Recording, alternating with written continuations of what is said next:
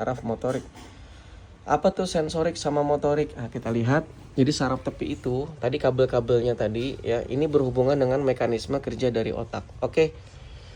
Mekanisme kerja dari sistem saraf ya, bukan dari otak. Maaf ya. Oke. Yang pertama, ya, kenapa kok kita bisa merasakan sesuatu? Kita bisa mencium sesuatu, kita bisa melihat sesuatu.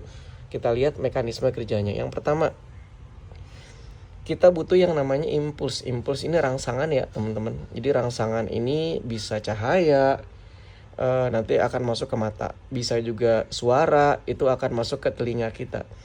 Bisa juga sentuhan, nanti akan kena ke kulit kita. Nah, impuls atau rangsangan ini nanti akan ketemu dengan reseptor. Nah, jadi reseptor ini yang menerima impuls atau rangsangan. Contoh dari reseptor itu indera.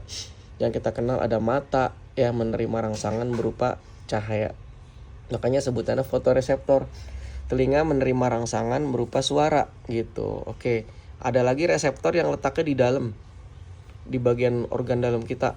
Kayak misalnya lambung. Lambung kita kalau sakit, ada luka kan kita bisa merasakan sakit ya. Karena ternyata di lambung itu juga terdapat penerima rangsangan.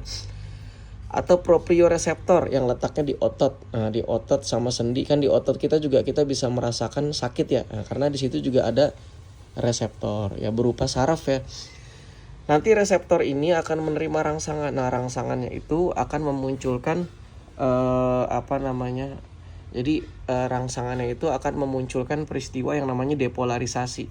Jadi intinya impuls itu akan diterima oleh reseptor. Nah, nanti reseptor itu bentuknya itu berupa perubahan muatan listrik ya. Nah, ternyata perubahan muatan listrik itu bisa jadi pesan. Nah, pesan itu akan nanti dibawa oleh saraf, namanya saraf sensorik. Jadi saraf sensorik itu saraf yang meneruskan rangsangan dari reseptor ke sistem saraf pusat gitu. Jadi sensorik ini menerima rangsangan dari reseptor dan menyampaikan ke sistem saraf pusat.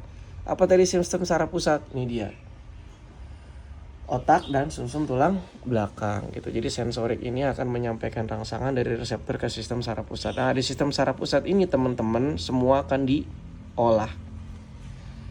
Nah, nanti kan diolah tuh. Hasil olahannya nanti akan disampaikan oleh saraf berikutnya, namanya saraf motorik atau eferen. Kalau tadi sensorik tuh aferen.